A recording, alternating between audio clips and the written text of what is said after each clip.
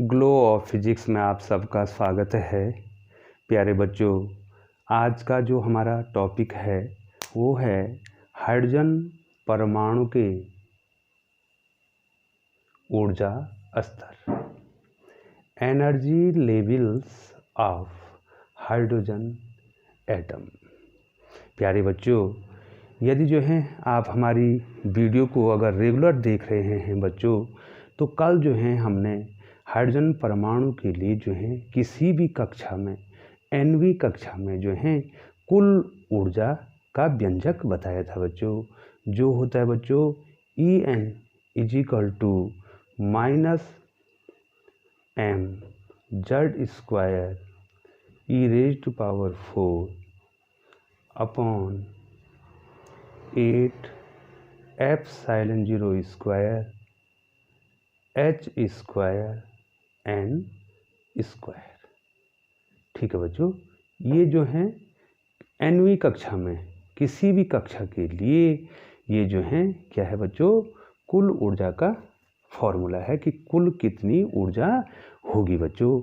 तो बच्चों थोड़ा सा आपको एक चीज़ और बता दूं इसको बच्चों कि यहाँ पर जो है आप देख रहे होंगे बच्चों, यहाँ पे इस सूत्र में जो है आप देख रहे होंगे कि जो ये टोटल एनर्जी है, यहाँ पर मैं लिख दूँ बच्चों, इसमें जो है कौन कौन सी चीज़ कांस्टेंट है बच्चों। En = इधर देखिए बच्चों m कांस्टेंट रहेगा, ठीक है बच्चों। परमाणु क्रमांक भी कांस्टेंट रहता है, इलेक्ट्रॉन का आवेश भी क्या रहता है बच्चों, कांस्टेंट रहता है, और 8 एप्सिलॉन का मान भी कांस्टेंट रहेगा, h जो प्लांक नियतांक वो भी कांस्टेंट रहेगा। तो केवल वैरी करेगा तो n वैरी करेगा कक्षाओं की संख्या। ठीक है बच्चों, क्या होगा, कोई जो है क्या होगा नाभिक के नज़दीक होगा, कोई नाभिक के क्या होगा दूर होगा, ठीक है।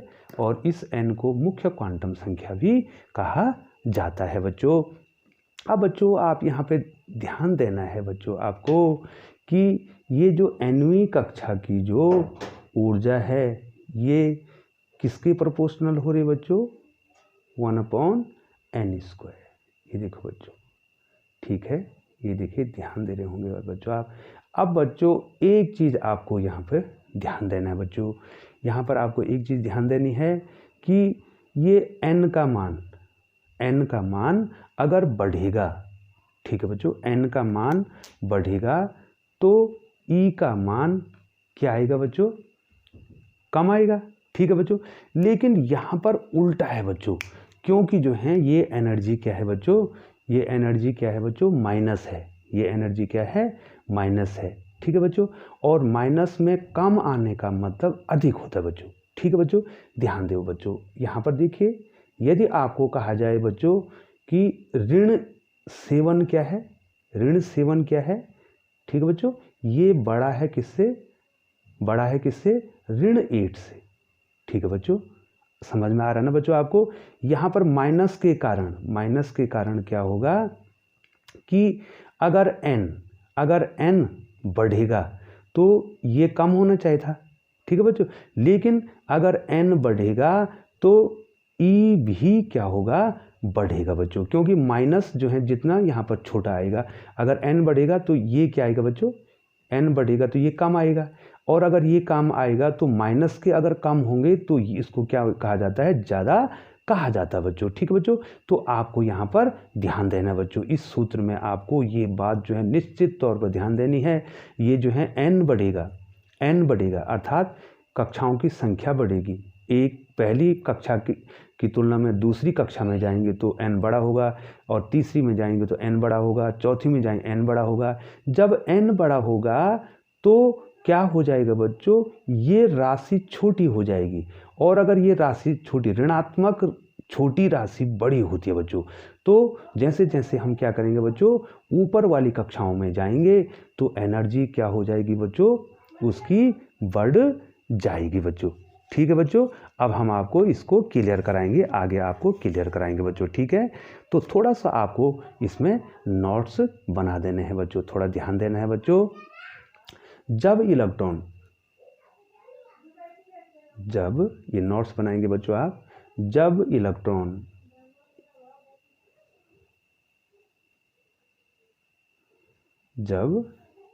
इलेक्ट्रॉन परमाणु की प्रथम कक्षा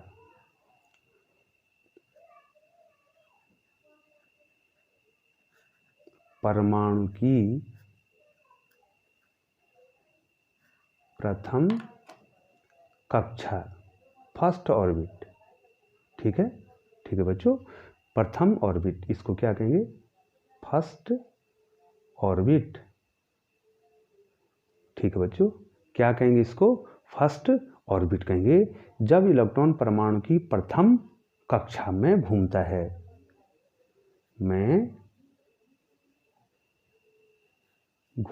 है, कहाँ घूमता बच्चों, परमाणु की प्रथम कक्षा में घूमता है, तो उसकी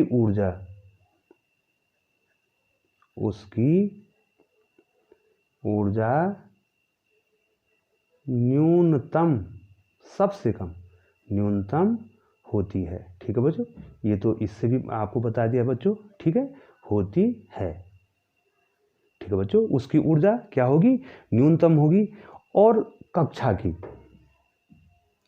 तथा इस कक्षा की त्रिज्या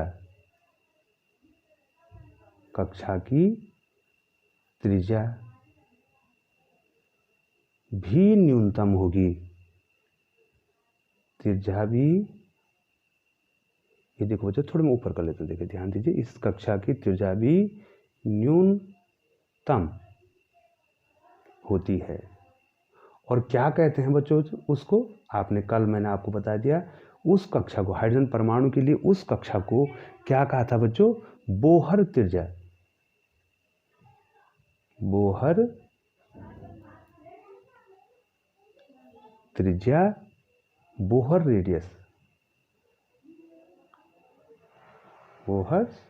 रेडियस कहते हैं, ठीक है बच्चों, कहते हैं, ठीक है बच्चों, क्या कहेंगे उसको, बोहर रेडियस कहेंगे बच्चों, ठीक है बच्चों। अब बच्चों इस बोहर रेडियस की जो वैल्यू होती है बच्चों, कल मैंने आपको बता रखी बच्चों, और मैं यहाँ पर इसको लिख देता हूँ, जो बोहर रेडियस है बच्चों, उसकी त्रिज्या जो होती है बच्चों, कल बताया था आपको, ε0 h² बाई पाई m² इतनी उसकी त्रिज्या होती है बच्चों, ये आपको ध्यान देना है बच्चों, ठीक है बच्चों।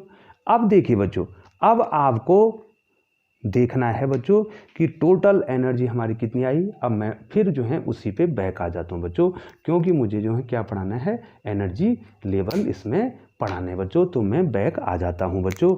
और अब जो है देखिए बच्चों, En हमारे पास कितना आया था बच्चों, En हमारे पास आया था, इधर देखिए बच्चों, En इज इक्वल टू कितना आया था बच्चों, -mz² e⁴ बटे 8 ε0 h²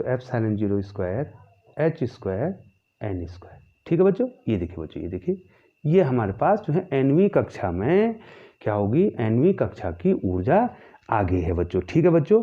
अब बच्चों जो है हमने क्या करना है, हाइड्रोजन परमाणु के लिए क्या निकालना है, पहली कक्षा के निकालना है बच्चों, ठीक है। हाइड्रोजन परमाणु के लिए, हाइड्रोजन परमाणु की प्रथम कक्षा के लिए, ठीक है बच्चों, हाइड्रोजन परमाणु की प्रथम कक्षा के लिए निकालना है बच्चों। तो हाइड्रोजन का परमाणु क्रमांक कितना होता है, 1, और पहली कक्षा के लिए n कितना हो जाएगा बच्चों, 1, ठीक है बच्चों। ये देखिए बच्चों, मान लीजिए बच्चों मैंने ऊपर जो है आपको लिखा दिया था, इधर देखिए बच्चों मैं फिर ऊपर कर रहा हूँ, ये देखो जो मैंने En लिख दिया, इक्वेशन 1 और इक्वेशन 2 लिख दिया था, लेकिन मैंने वहाँ पर डिस्कशन किया। अब मैं इसी को इक्वेशन 1 लिख देता हूँ। इसको पुनः इक्वेशन 1 लिख देता हूँ। मैंने आपको इससे पहले थोड़ा समझा दिया है बच्चों। अब आप बताओ बच्चों, पहली कक्षा की ऊर्जा कितनी हो जाएगी बच्चों? बताइए बच्चों, यहाँ पर कितना हो जाएगा? E1 हो जाएगा, ये देखिए। और ये कितना हो जाएगा बच्चों? -m, ये 1 का स्क्वायर कितना हो गया? 1 हो गया। तो कितना बच गया? e⁴ 8 ε0 स्क्वायर और h स्क्वायर, और n की वैल्यू कितनी हो जाएगी? 1 का स्क्वायर 1 हो जाएगा बच्चों। ठीक है बच्चों, ये इतना हो जाएगा बच्चों। ठीक है, तो ये इक्वेशन नंबर क्या हो गया बच्चों? हमारा 2 हो गया बच्चों। ठीक है, ये इक्वेशन नंबर कितना हो गया हमारा? 2 हो गया बच्चों। ठीक है बच्चों, अब यहाँ पर देखो बच्चों, इसकी वैल्यू, ये En की, इस सब मान को रख देंगे हम यहाँ पर। m e ε0, ये देखो बच्चों, m e ε0, h का मान रखने पर। ठीक है, इन सब का जब मान रखेंगे बच्चों, तो एनर्जी जो इलेक्ट्रॉन वोल्ट में आएगी वो आ जाएगी -13.6 इलेक्ट्रॉन वोल्ट। ये देखो बच्चों, इन सब की वैल्यू रखी हमने, तो वो जूल में आई, और जूल को किस में बदल दिया? इलेक्ट्रॉन वोल्ट में बदल दिया। क्योंकि बच्चों 1 इलेक्ट्रॉन वोल्ट बराबर होता है 1.6 × 10⁻⁻19 जूल। ठीक है बच्चों, आपको ये ध्यान रखना है बच्चों।